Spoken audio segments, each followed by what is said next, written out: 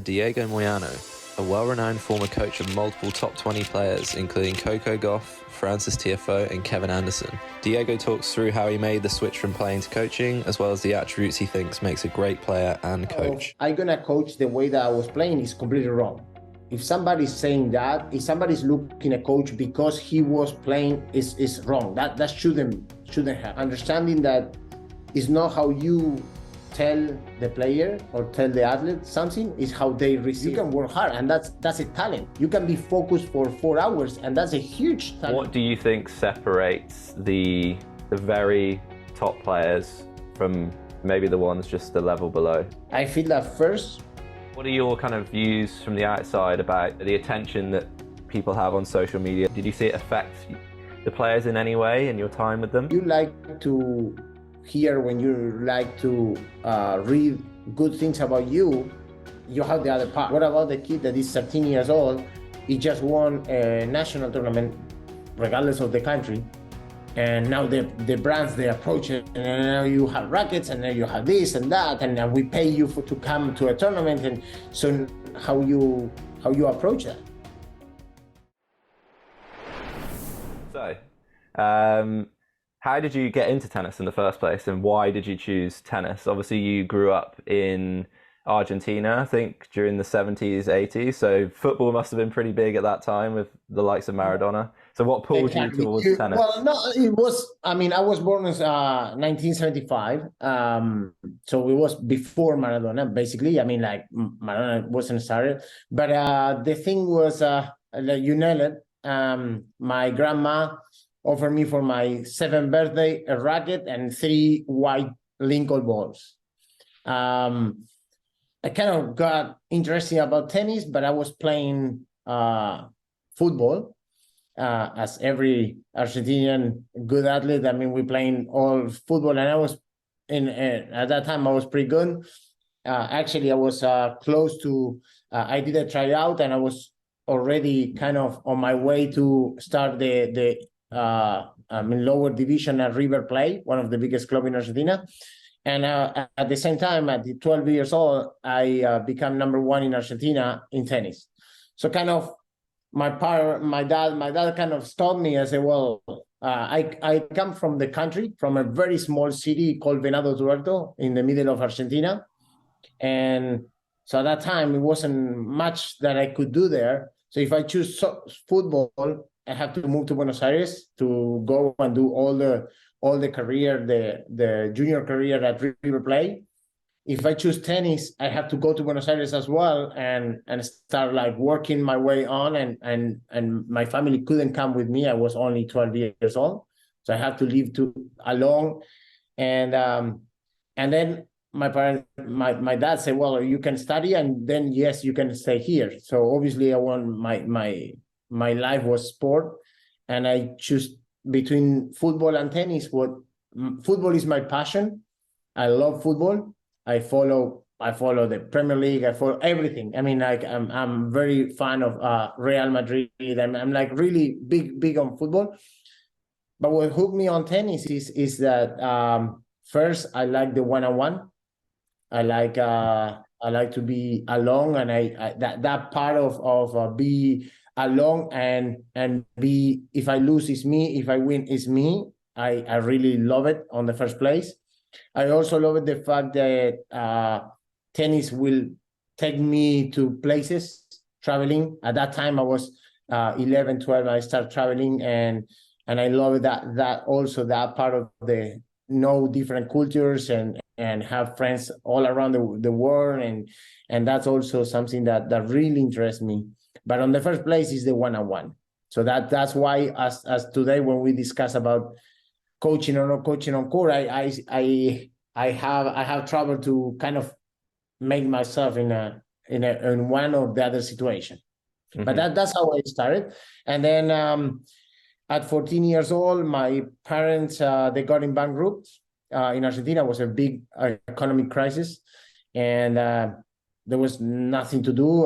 My parents were like really in a really bad economic situation, and my only way out was getting the last money to pay my ticket to Europe. And my coach at that time told me that there was a very well organized money circuit in France, and that I could eventually go there, train, play tournaments, improve, and pay my bills.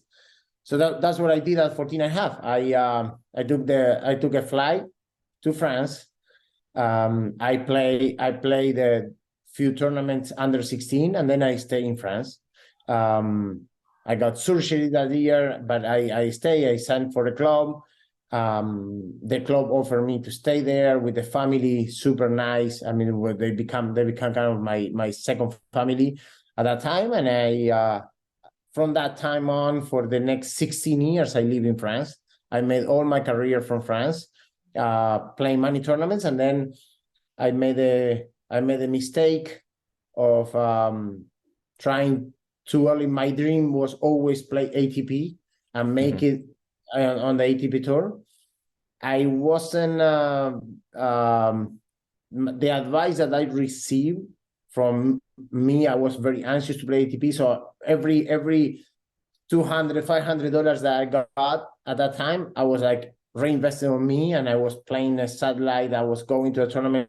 So what happened was my level was not good enough at that time, and I was like already spending all the money in 2 weeks. I don't know if you know that or you remember, but at that time you had to play to get the points. You had to play the satellite, and the satellite was 3 tournaments to qualify for a 4th tournament together. If you didn't play the 4th tournament, you didn't get any points.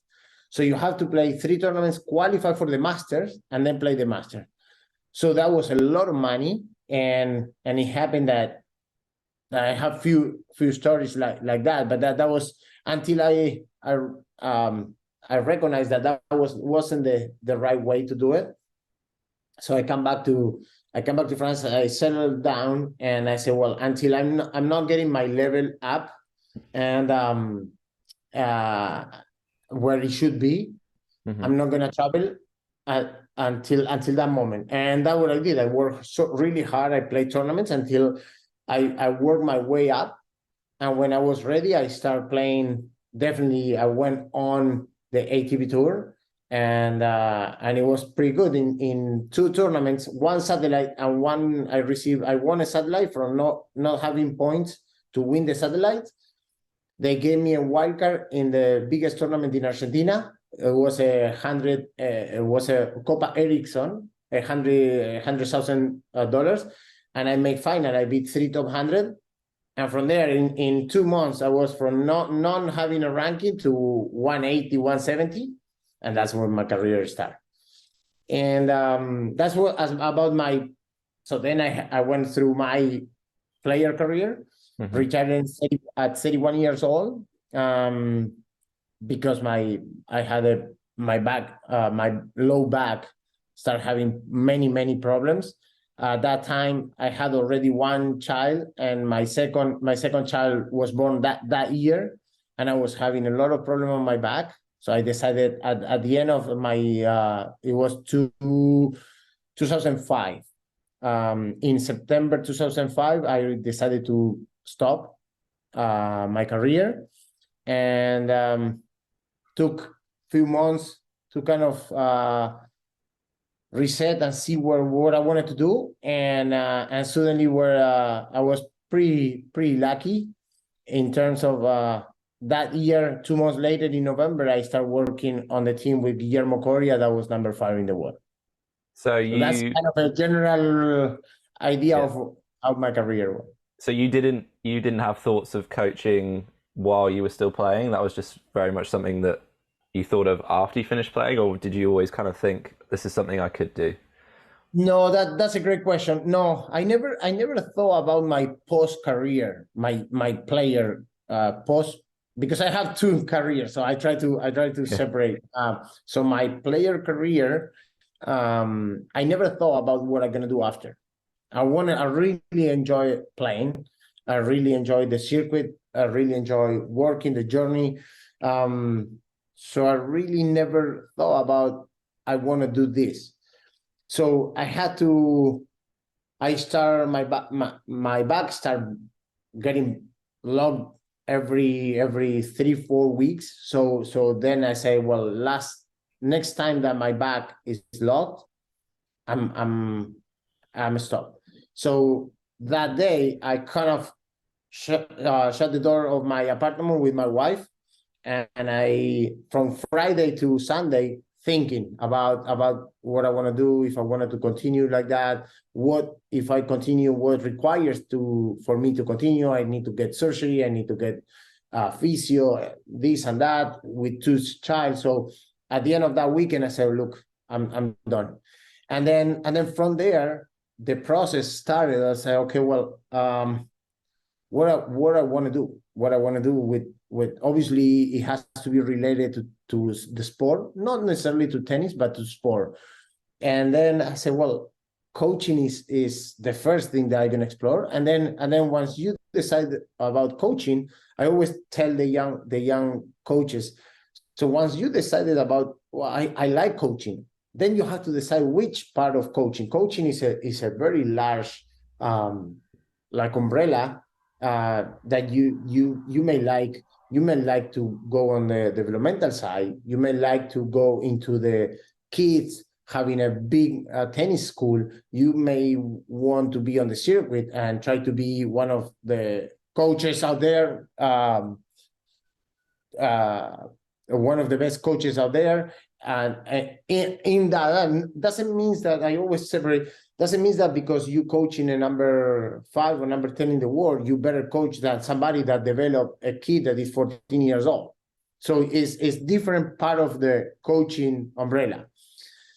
In that situation, what was always my mentality, my philosophy is try to be the best that I can be. And in that, so that's why when I started coaching, when I decided to coach, I have to go through, kind of navigate where I wanted to do.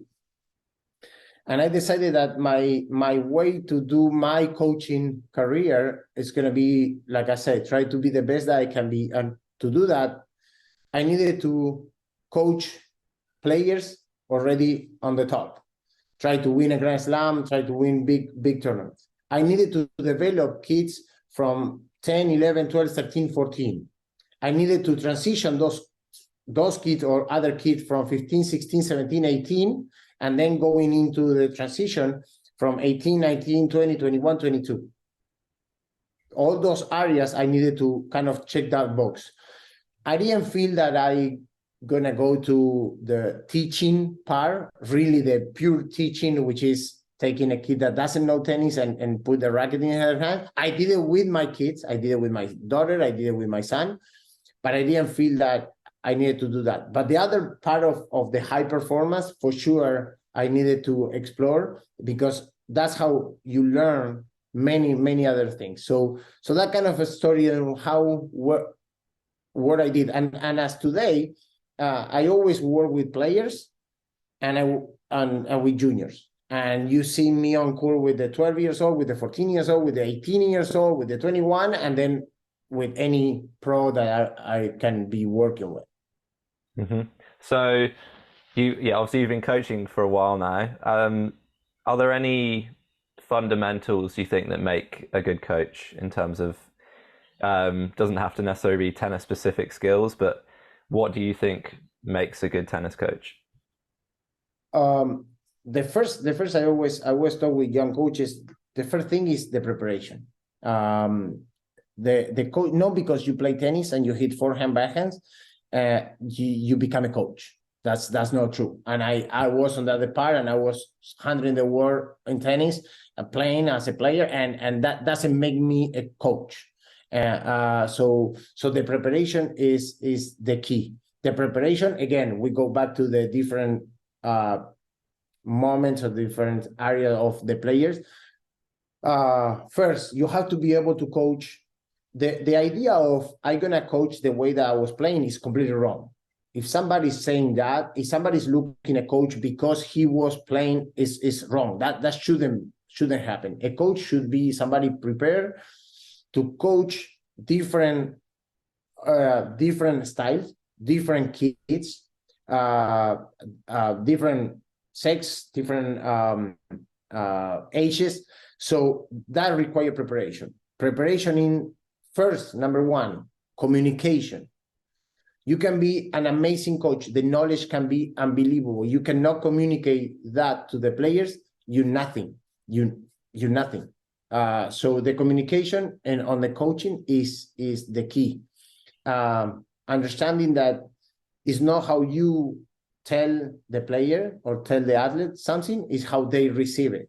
So if they don't receive it the right way, it's your problem. It's on you to change it and see how they can receive it the way that they need to be received, that message. So now, number one, communication. Obviously, work ethic. You're going to lead by example. Everything, all the standards that you ask the player to have, you need to have it. You need to show it first. If you want the players to be committed for hours, you need to be committed for hours. You ask the player to be 100%, you need to be 100%. You cannot ask the player to be 100% committed on a practice and you are on the phone for 15 minutes. So that's unacceptable. You cannot tell the players to be on time and prepared and you arrive in 5 minutes later on practice. So those for me are key. So one, the preparation, communication, and then after that, how good you want to become is important. That's linked to the preparation. It's very important that you understand, as a coach, you need to have that coming with experience, but you need to have a certain knowledge about physiology. You don't need to be a physio or a doctor, but you have to have a good understanding of the body, how the muscle works, the biomechanic. That's very important. You need to have a certain knowledge about the mental side. You need to know what's the 16-second cure. Well, it doesn't matter who you follow. There's certain or general things that every coach need to know and try to communicate to the players. And then if there's more, you don't need to be a specialist, but at least if there's more that to work with this player in terms of whatever it is, nutrition, then you can connect with the right people and let those right people to connect. Same, work as a team. You need, but it's linked to the communication. So you work with the player. You not only work with the player. If you want to be, that's why I separate. So you coach or you are a trainer or a teacher. Because if you get just somebody comes and is working with you 1 hour and that's it, and then you see next month maybe you're a trainer or you're a teacher. If somebody's asking you to coach, and that's something that I learned from a very experienced coach that told me many years ago. I was like, why you accept this player to treat you like that with so much experience, so much, your curriculum is amazing. You could have any players, you could work with any players, and you accept the player wasn't really too nice with him. And I was like, was my first couple of years on the tour. I said, why you accept that? And he gave me one of the best lessons. Say, when they hire you is because they have a problem. And as a coach, you are in charge of everything. You don't have to resolve every problem, but you are in charge of connecting this player with the best people to get that player better.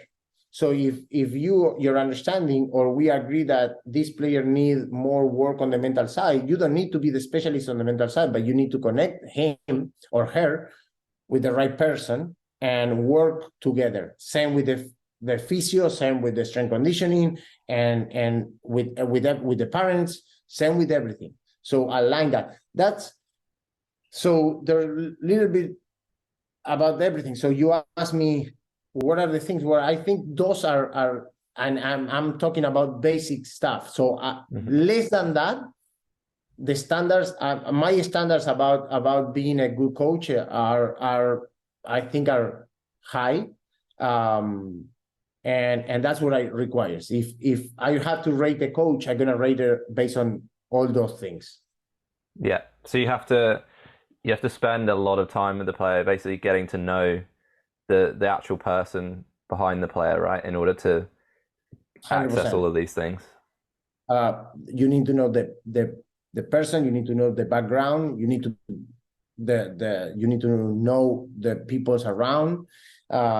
There's a lot of things. I mean, like for example, I sometimes I have to explain the parents, but I know before I'm going into a developmental plan, I have to ask doesn't matter the kid could be 13, 14, but I need to meet the parents. I need to know the grandparents. I don't need to meet them, but I'm going to ask questions definitely about the grandparents. So I need to know everything, because this is a problem. It is going to be a problem that the kid is not too tall or very tall, or no, it's not going to be a problem at all. But yes, it is going to be a way to develop. You're not going to develop the same way a kid that is going to be 7 feet tall than a kid that is going to be 5'5". So they're going to develop, and they're going to use different physical qualities. They're going to use different shots. They're going to have the way that develop the weapons. They're going to be completely different. So you need to know, and that's how you develop how you make your developmental plan. Yeah. So you obviously spent a lot of time coaching like highly ranked players, top players. So if we move towards focusing on the player side of things, what do you think separates the very top players from maybe the ones just the level below? So I'm talking maybe the top 20, top 10 players in the world, maybe from those that are outside the top 100 or 200. Because people often say the most successful people they're running towards something, and they're running away from something, and they're also able to just completely focus on that one thing and be obsessed with it. I don't know if you notice those things when you've coached top players, or there are other things that maybe you think come into it? Well, I'm a big believer that first, we can go into the mental side and say, yeah, the different mentality, and I'm going to get there. I feel that first, the weapons. They have weapons. Period. You don't see a top player really that doesn't have weapons. And with weapons, I'm not talking about a 130 miles per hour serve only, or a big forehand. Weapons. I can whatever is the IQ, tennis IQ. Kid. I mean, for example, let's go to Diego Schwartzman, for example. You say, well, what are Diego Schwartzman's weapons? Well, first he has a really good backhand, but his tennis IQ is amazing, and then how fast he is terrible. So with those two weapons, and then we go back to the mentality. Yes, now we go into the mentality. The kid, they have a dream, and I was talking with the brain specialist, a researcher, and they told me that they think different. They can the neurons, they work different. They're like, every neuron is way stronger. How you do that? So I say, well, if I want to develop a kid like that, how I do it?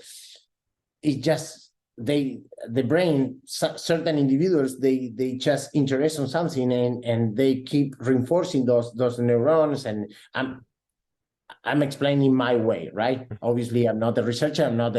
But kind of that's what you see on the top players. The first thing, the weapons. You see Djokovic, the way that he moves, the way that he stretches, the way. Then yes, of course, he wants to be the number one, and he spend more time and more quality time, which is the most important. It's not about the time.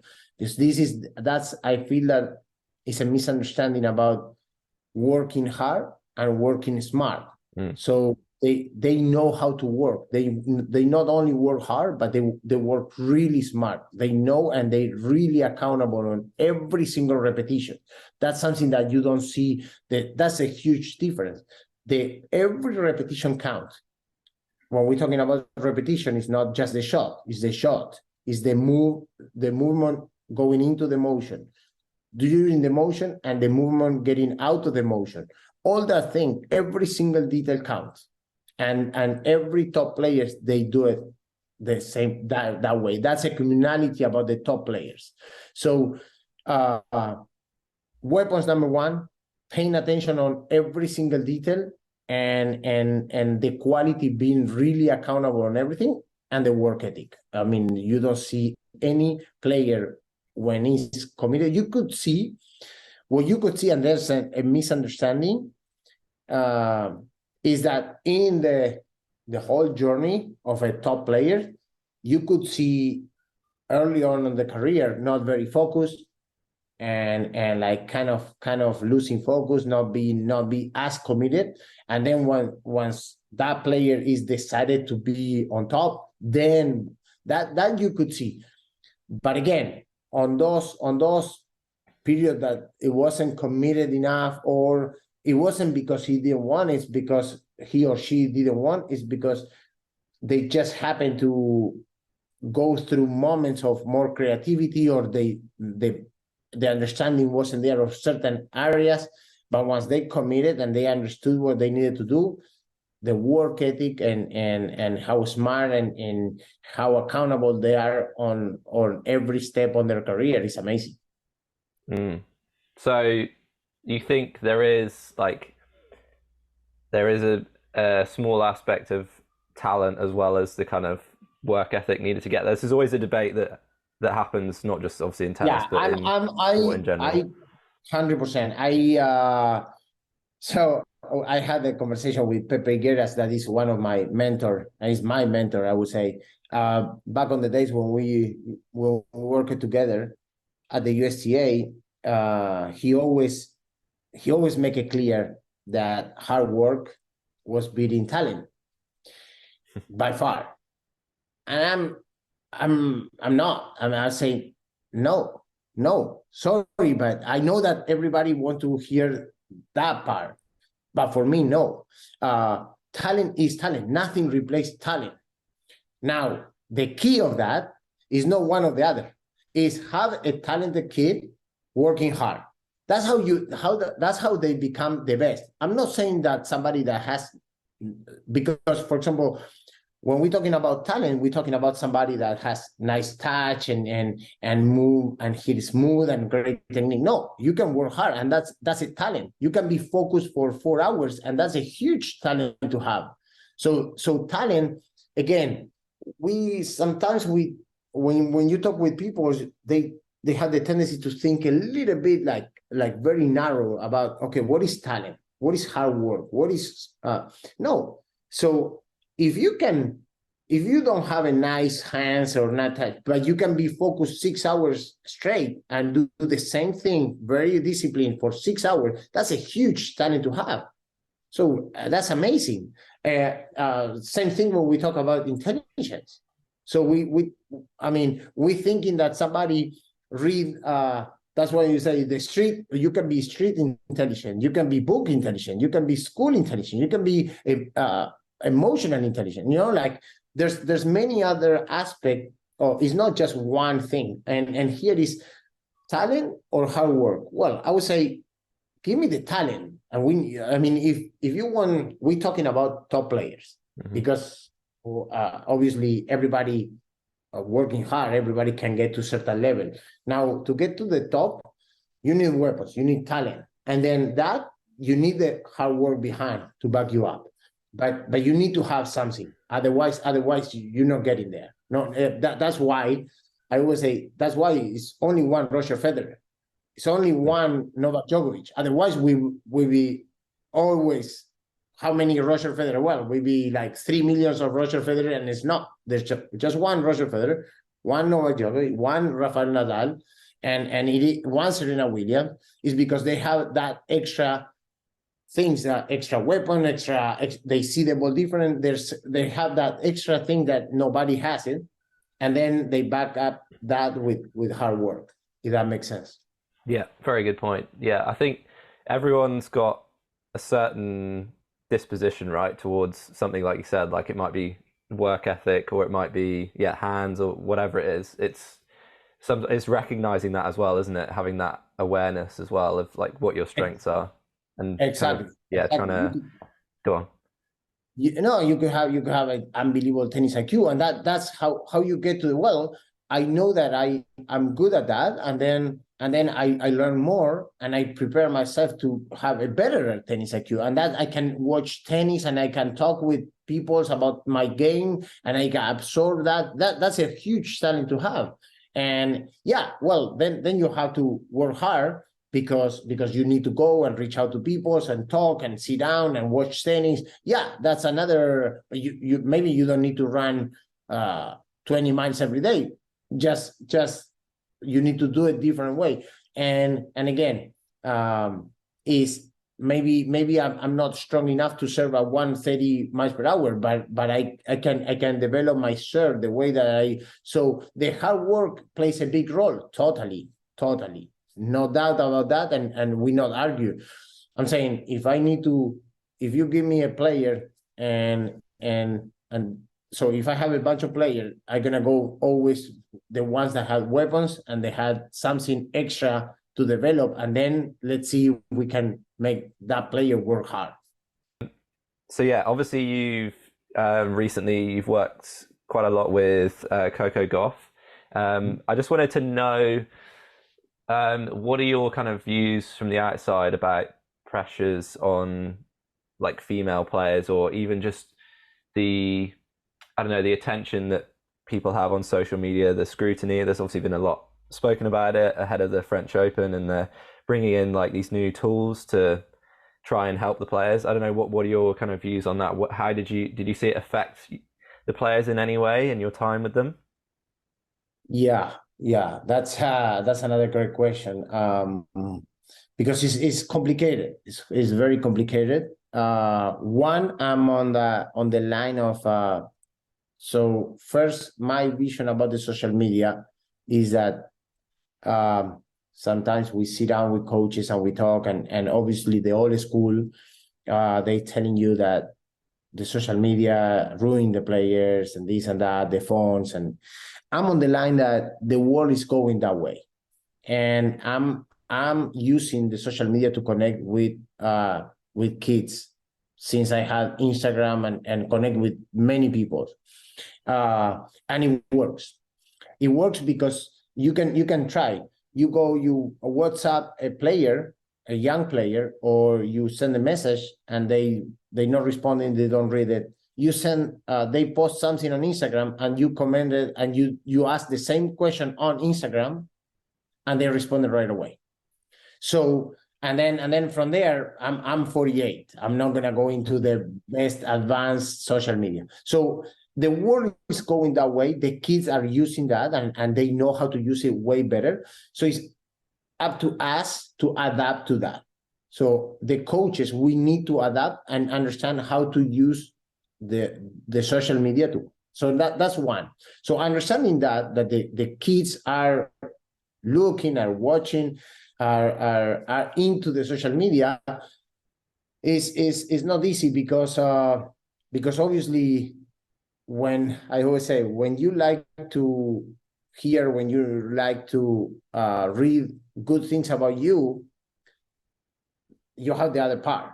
You're gonna hear the criticism. You're gonna hear bad things about you. You're gonna hear people that don't like you, and disrespectful people that try to harm you. Or so it has to be a balance, and it has to be. I like the way that now ATP, WTA are getting involved into that, and other companies, and I think is kind of the way to help the players.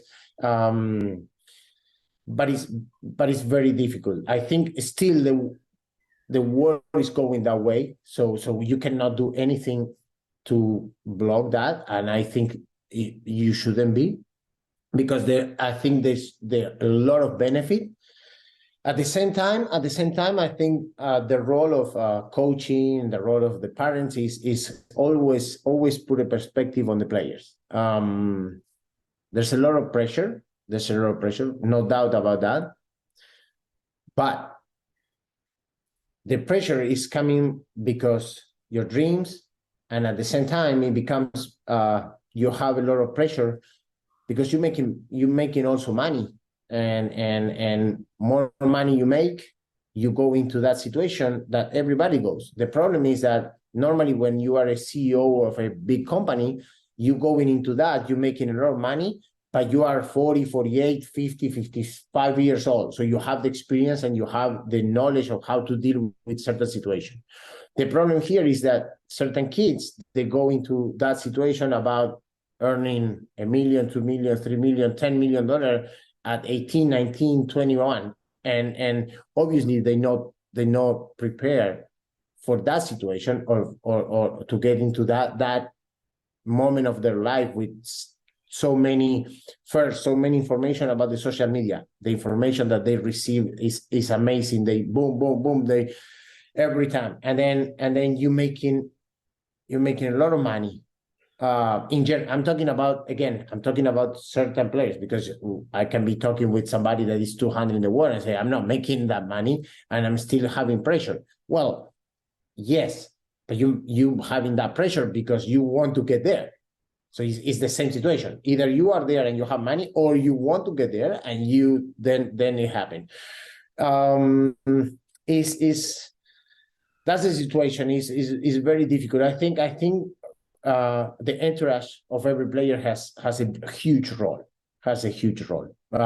In tennis, we talk in the beginning of the conversation, the tennis is one-on-one. So you are alone there. So the entourage has a big role on that.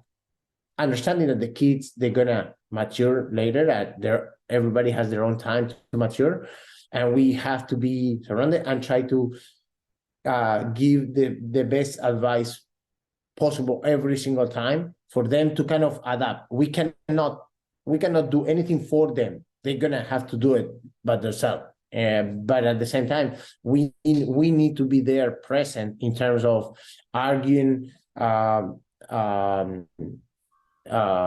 disagree with the player, and like talk, open conversations. Coaches, parents, strength conditioning, it has to be an open conversation about, okay, this is I don't think you should be doing that. I don't think that's how like kind of go into all the topics possible to release that pressure that the player feels because he is alone. He's basically alone. He has to be making decisions, and all the cameras, everything is on them, which is perfectly fine. So that's why the role is behind the scene of the team is kind of support that part. I think many times the player become a star, and the entourage kind of back up on that. You don't want to disagree with the star. You want to say everything is fine. Everything that the star does or say is good. And sometimes they're kids. And you have to be able to have an open conversation and say, that's release the pressure. And that's we say, well, that's connected. Well, it's disconnected, because if you teach and if you have an open conversation about how to deal with the social media, with the players, with the young female athletes, about how they're receiving the criticism, about the pressure that they're going in, about many other things, how to treat, how they receive the pressure from the parents, etc. So then you may have a little bit more information about how to help them. I feel that this is a complicated topic, but I feel that in that topic, the entourage, it has a huge role to play behind the scene. Mm-hmm. So did you see it affect any of like the kind of top players that you worked with, maybe like in training sometimes, or were they able to just shut it out completely? Did you notice anything? No. It becomes part of the things, even if they don't. What I'm trying to do when I recognize that, I try to open a little bit the conversation, sometimes at dinners, lunch, sometimes you don't say anything. You just hear what they say, how they take it, and maybe say, well, how will you do it? Well, maybe I know that they've been dealing with some extra pressure, extra problem that becomes there, and that the next 2 weeks they're not going to be good. That's just it. Yeah, but it's Wimbledon coming up, and yeah, but well, it is what it is. I mean, it doesn't matter. Doesn't matter what I want. Doesn't matter what we want. She or he is dealing with some extra problem that he struggled with. So let's try to help. Maybe release the pressure on the practice. Sometimes you go talking about accountability. Well, it happened to everybody. Doesn't matter the ranking, but it happened to everybody. Sometimes they really focus on not missing one ball, and that's 2 weeks. They're missing almost every single ball, and you're not saying anything. And somebody that is outside can come and say, "Hey, why are you not saying anything? He's missing." Yeah, there's a lot of things going on, and so how you approach that part, knowing that the year has 52 weeks. And they're going to play for 10 years or 15 years. And 2 weeks is really nothing sometimes. And by helping them to release the pressure, and sometimes less is more, and again, Asian parents, strength conditioning coaches, we have to be aligned. And that's what I'm talking about, the entourage. Sometimes it's not about what we want. Yeah, it's US Open, it's around the corner. You have 4 weeks. Yeah, but those 4 weeks is just at the same time that the girl that is 18 or the kid or the boy that is 20 is dealing with some kind of pressure things, social media, criticism, whatever that is not dealing well. So maybe that focus, instead being the US Open, is how to help that person, because it's not anymore a player, it's a person first. And how to build that character, how to help them to go through and navigate through that problem. And by doing that, they're gonna be they're gonna have a better understanding of how to deal. It's a problem solving that's related to tennis as well. And at the end of the day, they may perform well at the Open because they're able to go there, or it just happened that they're not gonna perform the best, but they're gonna learn and they're gonna perform the best 4 months later after that. So sometimes it's on them, but I feel that again, the adults on that, we have a big role. Not only ATP, not only ATP or WTA, is coaches, parents, Asian, everybody. Yeah. And same with the company, because now we're talking about big players, but what about the kid that is 13 years old? He just won a national tournament, regardless of the country. And now the brands, they approach it, and now you have rackets, and then you have this and that, and we pay you to come to a tournament. And so how you approach that?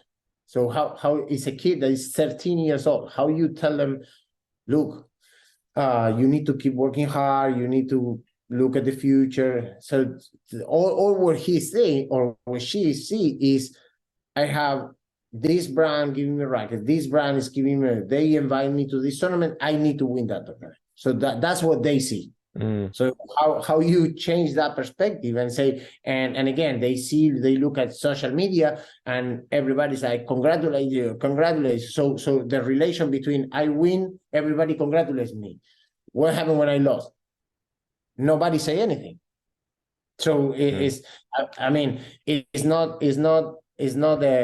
it shouldn't be a surprise when you see kids that are 13, 14, 15 years old on Instagram turning down the notification, not the notification, but the comments. So they post something and they don't want to receive comments because they struggle to receive whatever criticism, or they expect. So all those things is about that question.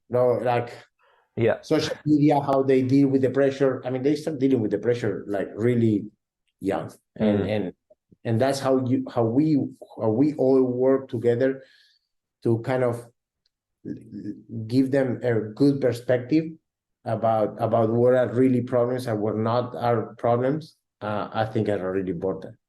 Yeah, I think especially like having the right people around you, especially when you're younger, is really important because you don't like even know who you are. I think that's what makes it like so difficult for younger people is that they're still figuring out like who they are fundamentally, and having all this external pressure and influence, it's kind of hard to integrate that. So I think having that a good set of people around you is just fundamental. Exactly.